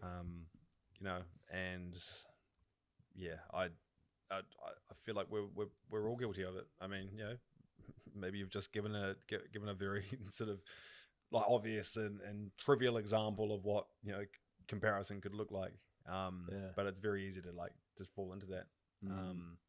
But again, I fall back on the fact of having a greater self-awareness of where you are and who you are, and being able to accept what you are good and not good at. Helps to not have that that comparison, and to not have your joy stolen. You know, like fuck, I'd love to have a 12-pack, but like I know that like my pitfall is not having the discipline. The discipline, I'm not disciplined and structured enough in order to get myself there. I just know that as me as a person and my biological makeup, I simply do not have it. I'm a fucking sedgy. Like my brain is everywhere. Like it is everywhere all at one time in many different places, or at the exact same time. I'm thinking about a million different things all the time. I cannot have a structure. I run here's my calendar. I got my Outlook calendar.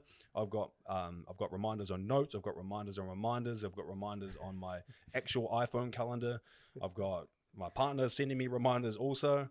Like, and I've got shit written down. I've got an actual diary as well. And I think just the act of writing something down maybe helps me remember. But knowing that I don't have that kind of structure in my life means that I'm never going to let the guy with the fucking 12-pack get me down or steal my joy, because I know I've got the self-awareness to know that that's just not how I'm ever going to be. Do you reckon you got ADD, bro? I reckon maybe a little bit of like, I reckon I've got it clinically as well. undiagnosed. Yeah, for sure. ADHD, yeah. I'm the same. I'll be like around the house. It's like, cool, you need to do X job. And then I'm like doing the washing. I'm like, fuck, I need to do the fucking dishwashing. And I'll stop doing the fucking and it just keeps going. And then you end up on your phone. And you're like, like, what was I doing again? Oh, yeah, I was looking for the number for. Yeah. But it also scares me people that don't operate in that way, that are just like, do this job. Complete next. Like I'm just so not. I think we're the same in that way. 100%. Yeah, and I guess my thief of joy is wishing I maybe had a little bit more structure. I look at these guys, I'm like, man, they're getting all their things done, and it's because they're so structured, and you know they're getting like from A to B in the entrepreneurship, and it's because he's consistent. And I look at you, man, you're putting these bloody podcasts out all the time. I'm like, fuck, I wish I could just be a bit more consistent with like sticking to something sometimes. So I admire the fact that you've stuck it out for this long, and I can see it going. I mean, look, in depth since 2021, mate. You're here almost 3 years later. Yeah, it's buzzy actually. Yeah, it's super crazy. It's fucking awesome. Yeah, it's just so good, because I know how hard it is to stick to something for that long. Yeah, you know. Yeah, that's so true. Systematically and.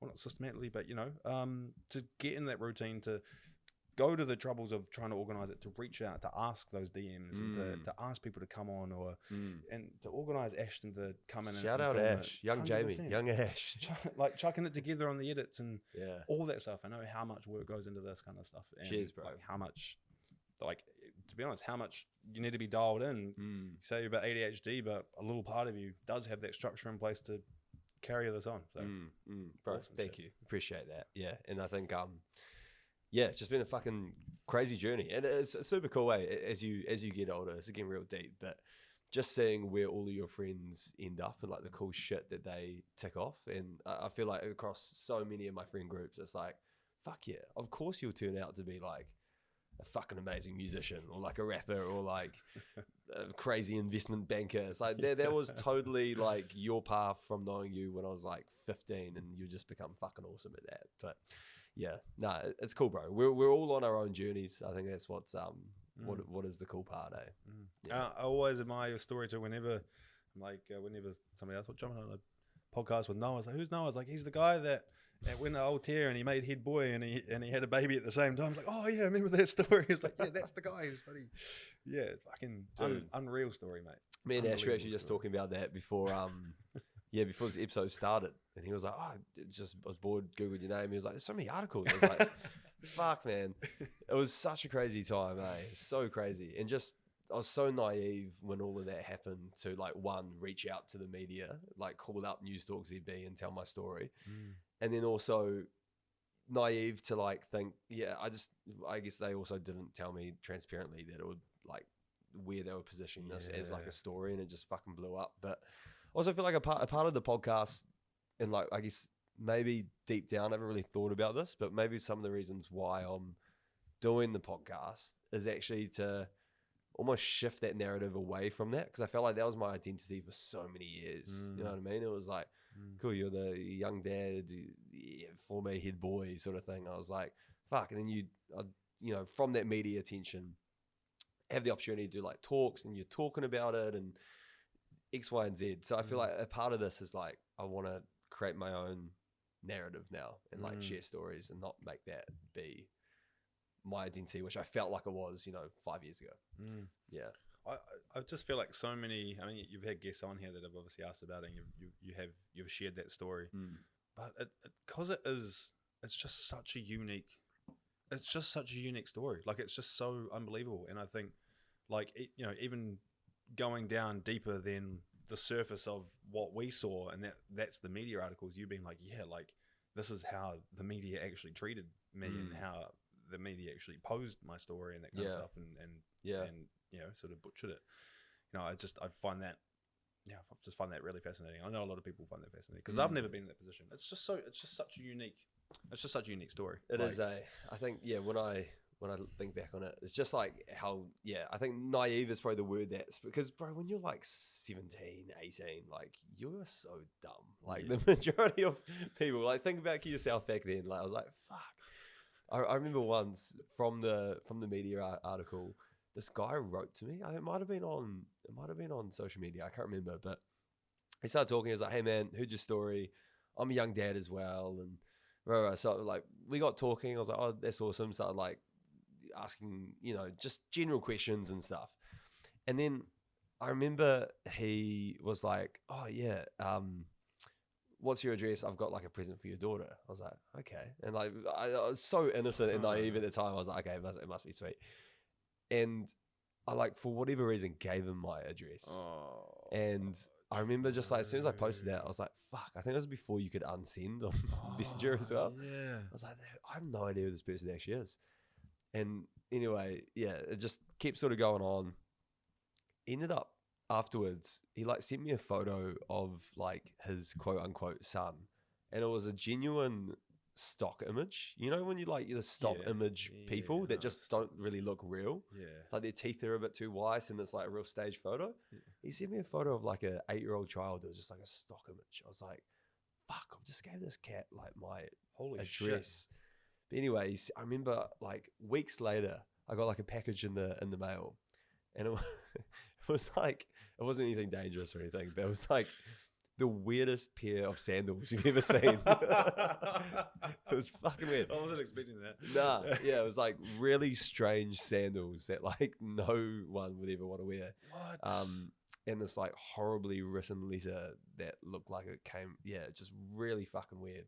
And I just remember from that moment, I was like, fuck, I need to be a bit smarter. That is so weird. Block this motherfucker. It reminds me of that guy. Have you ever watched the Ted movies? With the bear? With the bear, yeah. And the guy's like, yeah, I really like your teddy bear. Like, yes. Can I like play with him? Yeah, bro. It's like, no, man, like get off. Like, look off. Like, yeah. Oh, no, there's definitely some freaks out there. There's definitely some absolute freaks out there.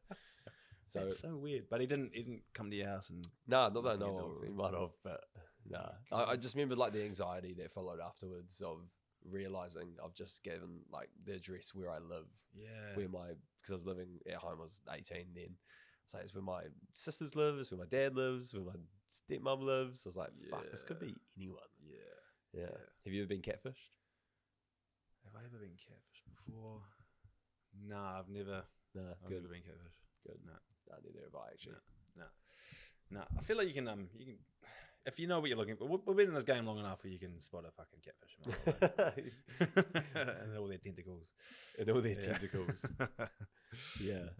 I guess with like social media and stuff too, like the whole dating game has just changed completely. Oh yeah. Like, yeah. There's this great video. Oh, there's a great video that I got shared. Should try and find it. Anyway, it was just awesome. It was really well filmed. And it was this guy who was sitting in the diner, and he was in his like nice gears and stuff. He's sitting in his diner, and he's ordered his lunch or his dinner or whatever, and he's like sees a girl over in the other booth, and he's kind of like, oh, like whatever, and then he starts like writing her like a note, like do you want to get lunch with me one day, and like leaves his number like on the note and whatever. And then like the video is sort of like they framed the note like really well with him like writing or whatever with a like thumb swipe of some like a guy like lying in bed on like on Tinder, true. like swiping through, and the whole message it was filmed really well, and the whole message was just about how just like dating's just changed completely. We've lost that almost just like that, you know, really that confidence, the real life Riz. Yeah. That that serendipity of maybe Great word. seeing like a nice young girl at the diner that you can go At the up diner. and, you know, go up and talk to her. In the 1920s. Yeah, so true. Well, we talked about the power of DMs earlier, and like the power of DMs when you're like single and you're dating. You know what I mean? Like there's a whole nother ball game. Have you ever had any DMs that backfired? Not from the dating sense, or maybe from the dating sense, but just in like general. Yeah, I mean, certainly had, you know, DMs that have backfired. But I feel like I've had more success with my DMs. I met my partner through the DMs. Same, bro. Yeah, nice. slip into the DM. Did you slide in first or second? I think it might have been a story act first, and It then has to be the story act. Bread and butter, baby. Bread and butter. Story react, and then Little fire emoji. Little fire emoji. Yeah, Just nice. say that you mean business, and then and then it might have led into a wee DM. But it's a great way. I feel like it's a more organic way because they can see a lot more about you. They can see your captions and how you've written, and you know if they're interested in the work you're doing, or your dead fish that you've got, or whatever it is. The typical snapper photo on a boat. When I met my partner, I like slid into her DMs, and she had this like post outside Plympton where I live, and I was so cringe thinking back on it now, but I was like, Plym always providing, and didn't go anywhere, got stuck in the request folder, and I was like, fuck, shoot. Oh well. And I think we matched on Hinge like 2 weeks later. And so we were like talking, getting along on Hinge, like just chatting. And then I think it got to the point of the conversation where it's like, hey, what's your Instagram? And I was like, you really need to look in your request folder first. I'm currently sitting in there alongside 1,000 other guys. That's correct. Yeah. That's correct. Fuck, it happens, bro. It's a modern day love story now, bro. It is. Instagram love story. Romeo Juliet. Yeah.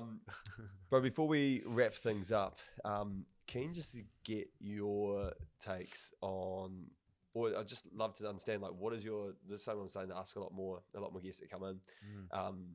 What is your standard routine? What does your standard like Monday to Friday look like? Do you have any special morning routines? What does that look like for you to sort of juggle the demands of work and the demands of life? Fucking great question. I feel like I've recently discovered how fucking important it is to just go out for a run. And just and I know that just sounds so just like, well, duh, of course you need to go and move your body, but no, it really is. Like if you, I prioritize like editing and content creation and all that kind of stuff. Like, you know, my day looks like I get up at 7, have my breakfast, I go to Highlanders and do content from then 8:30 to 5. I come home, have dinner, whatever, and then, you know, I'm straight into working on something until 11 o'clock. Yeah, I'm straight into all those hours in the evening, working on a personal project or working on any like side hustle or other like wee brand deals and stuff that I've got. So that's my time to do that kind of stuff. I would prioritize the shit out of that stuff in my content creation more than I would like my body and my mental health. And I think it sets you down a path into almost like a dark kind of place, because what running has done for me, and I've been running for about 5 months now, running has done for me has made me feel a lot better about my body, made me feel a lot just better about about my physical appearance. Yeah, man. I know that I'm getting like a sweat on. I know that I'm clearing out toxins. I know that I'm not pulling as many muscles when sometimes I wake up in bed and my fucking neck's like this, not getting that anymore. I'm getting a lot more endorphin, a lot more adrenaline. I'm getting a lot more going on in my brain that has helped my creativity and it's helped my state of flow when it comes to content creation. So in terms of like my routine now, that physical activity, that used to slip down my priorities now. Nice, now I prioritize the shit out of my like physical well-being, because that physical well-being truly leads into making me a better content creator and unlocks more ideas for me and clears my head so much more. And I didn't really realize this until I started doing it again, and it really got to a dark place where I was just, I was the heaviest I'd ever been, and I just like, I just feel so just shit about myself, because every time I just look at myself and I'm working in this environment with athletes and stuff, I'm like, what am I doing? Yeah. Like, I'm not doing any of this. Like, and I used to be real into it. Yeah. I would put all that stuff aside to like focus on creating content, get that extra like hour or a couple of hours it might be to like create the content and stuff. But now I really prioritize that, and it might mean that my editing time in the evening is just a little bit shorter, or it means that I'm just going for a little bit longer, like 12 to 12 a.m. or 1 a.m. Sometimes you get that on like a Friday night. But yeah, man, like I really can't stress how important it is to keep physical. Hey, fuck yeah, especially when you're young and you've still got movable limbs. Yeah, actually, the biggest breaking point for me was I hadn't been able to run. I had 2 ankle surgeries. Had a I just said one. You've just had one? Yeah, I like 2 years ago, but yeah. Yeah, same. Yeah. So I had my second one 2 years ago or something, and I think I was told I wouldn't be able to run again, and I just wasn't able to run because it just hurt too much. Then I finally got orthotics and put them in my shoes, and now I can finally run. So I basically had running taken away kind of from me, and now I was giving it back, and now I really, really appreciate it even more so now. Yeah. So I think that kind of helped pull through the realization, but through the act of doing that, it's made me realize how fucking important that physical activity is, man. 100%. Bro. The last guest we had on, Ben, he had a really good quote, and it was, you start off having good health, then you build up your wealth, and then you use your wealth to get your health back. And it's so true, eh? Damn. That's fucking... Ben, that's... Yeah, mic drop. I also think with running, it's like there's no hiding from it. Like with the gym, you can go at your own pace. You can sort of chill out in between sets. You can push yourself really hard. But I think really with running, there's no hiding. It's like such a true expression of like who you are when you are running. And like, it doesn't matter how far or how hard you run. It's going to get fucking sore. It's going to get fucking hard. But I've never been on a run or any like physical activity, to be fair, and have regretted it afterwards. 100%. So important. And then, like we said, bro, especially when we're young, like we've got to fucking look after this body. I think I said it in the last episode with Ben again, but like if I use the analogy of a car, but let's say I gave you a phone, and this phone was the only phone that you had for the rest of your 80 or 100 years, however lucky you are to live as long as you will. If I gave you this one phone, you would treat that with absolute care and protection. You would probably barely take it out of its case. You wouldn't drop it. You wouldn't take it out on the piss. But like when it comes to our vessel, our body, we don't treat ourselves in that same way of like some people do, most of us don't. And so I reckon we need to treat ourselves like materialistic objects, whether it's a car, whether it's a phone, and like we said, prioritize that time. So fucking important. It's a really good analogy. Yeah, it's a really good analogy. Yeah. See, bro. Yeah, that's good stuff. I think it's a good place to end it. We've done like an hour 40. Yeah. Which is great. This might be the longest episode we've ever done. I apologize for all the profanity, but I'm very expressive with the way I talk, and I'd love to. The word fuck truly connects a lot of my sentences together. And I really just like to say the word fuck. It's nice to me. So man, apologies in advance. It's a great expression. See, bro, hey, before we wrap up, where can people keep in touch with you and your mahi? Big on the Instagram at Johnny_Hendrikus. Post all my work there, and obviously I share a lot of the Highlander stuff to that too. Longer form content goes on the YouTube, but yeah, mostly Instagram, and obviously the Highlanders Instagram as well, at Highlanders Team. Give us a follow. We could do with a few more. We're about 800 away from 150,000 followers. Go, baby. I really want to get to 150 because that's it's a bonus. That's a bonus. Pay rise. So no, I'd love to. And if anybody ever wants to reach out about anything creative or editing or shooting or even just camera tips and stuff, like that's a big part of the work that I like to do, is tutorials and that sort of thing. So definitely please reach out. Fuck yeah. Yeah, cool. We'll move over to some quick fire questions. Johnny, what brings you true happiness? Content creation, mate. Being in a job that I absolutely love. My job is my hobby, as it is much my job. Advice you wish you knew about when you were younger? Look, man, you think as an 18-year-old you're gonna get it all, or you've got it all, and you're gonna be fucking success. I feel like as an 18-year-old I had a bit of an ego, and I wish I could like look back at that and be like, bro, you need to get rid of your fucking ego. Nice. That's good. Yeah. That's good. What does legacy mean to you? Legacy for me would be in 20 or 30 years' time, being in a place that that you've made a difference in some way or another. I guess as a creative, as an artist, I would love to be the innovator of something or a style that people are now following or that people are now using that helps them get a bit further. I think legacy as a creative is, seeing other creatives do like awesome work based off the stuff you're doing. That's cool. If you could change one thing in New Zealand, what would this be? If I could change one thing in New Zealand, it would be our tall poppy syndrome. Amen, bro. Because I feel like our tall poppy syndrome holds a lot of us back in terms of allowing ourselves to express ourselves with our ideas and with our success.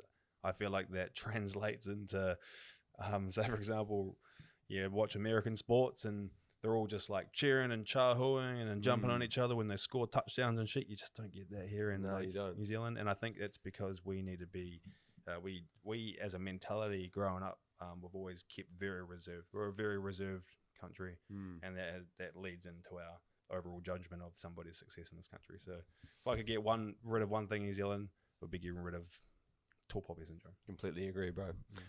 And what do you believe is the main thing that's holding back young people in New Zealand? Straight away, like I think about the cost of living. It's just so fucking expensive to get any further. You know, like, man, I feel like I work a pretty good job, and like there are some weeks or some months where I'm like, damn, I'm just like scraping through this, you know what I mean? And like, yeah, I just think not everybody has not every kid or every teenager is going to grow up and have that sort of fire in them to do a little bit more, to get a little bit further. And I just think those ones are just getting left so far behind. It's good. It's a good take. And I think it's just because this country is becoming so fucking expensive to live in now. Yeah, bro. That's good. I completely agree. And it's the first time we've actually had that response on the podcast, and I think it's so fucking accurate. Well, Johnny, always a pleasure, brother. Thanks so much. Love you and the work. Thanks for taking the time this evening to share a couple of brews and share your story, and talk about some of the issues, some of the opportunities around sort of the social media world, and just love following your journey, bro. So keep at it. You're doing some awesome work. Appreciate you, man. We'll finish up on a quote. Youth is the canvas upon which bold strokes of risk paint the masterpiece of a daring life. Seize the brush and colour outside the lines. Cheers, guys.